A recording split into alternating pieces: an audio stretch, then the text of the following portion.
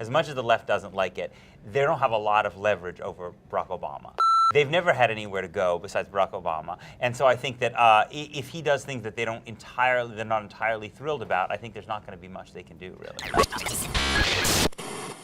Welcome to NewsBeast. It is Tuesday. We are dealing with the fiscal cliff, the lame duck meeting the fiscal cliff. We've got our all-star team to talk about it. Peter Beinart, Zach Karabell. Welcome to NewsBeast, guys. Good morning. Thank you. Thank you. So, Zach, starting with you, markets seem to be taking the fiscal cliff seriously. Are people in Washington? Well, first of all, I'm not sure the markets are taking them as seriously as some people think they ought to be taken. Okay. I mean, meaning the markets sold off, the markets rebounded over Thanksgiving. I think the reality is there's an awareness of the fact that you're not going to go all of 2013 without a deal, right? I mean, you might go January 1st to January 25th or something, but you're not going to spend an entire year with every one of the fiscal consequences of that cliff being realized. And so to price that in would be foolish on the face of it.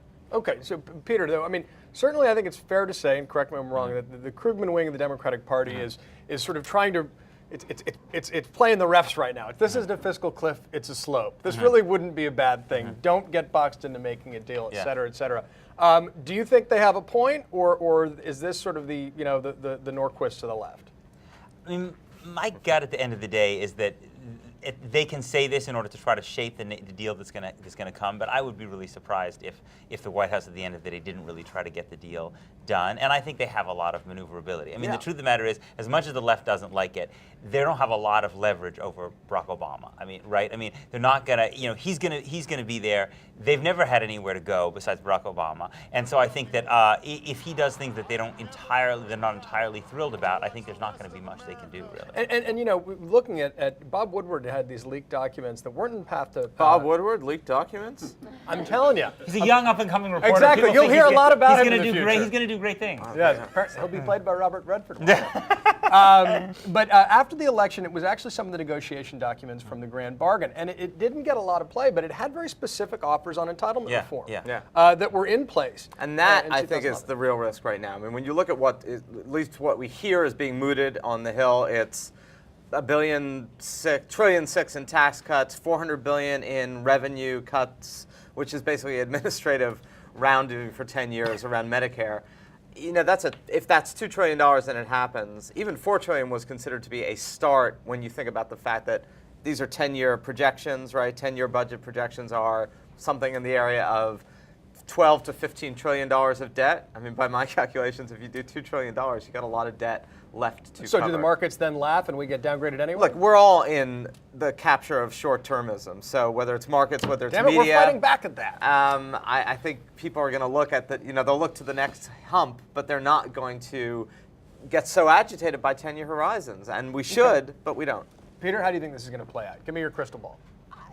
I think that Obama has, as you shown a real willingness to raise the retirement age for Medicare, to change some of the way that benefit calculations are done, to make the rich pay a little more. I think that it was kind of always a Republican myth. I think that the Obama administration was never willing to do anything. I think they are willing to do something, and now the fact that the Republicans are going to have to move on revenue seems to me you actually do have the building blocks of a deal. And Zach, do you think that the Republican move away from Grover is a sign of a real willingness? Absolutely, and I think it's just a reality of the winds having changed and a recognition that Peter King, the representative from New York, had actually a good line about this, saying, you do not, if he'd asked about war with Japan in 1941, he would have said, yeah, we're going to go to war with Japan, but 20 years later, that wouldn't have been the case. You don't plan for 20-year horizons. That's a good thing in terms of the short-term resolution of this. It's a more challenging thing given that we have structural issues. I mean, and the final thing on this is, the United States is not Greece right now, and it's not Spain. And we do have a lot of rope here. Yeah. The question is, do we use it constructively,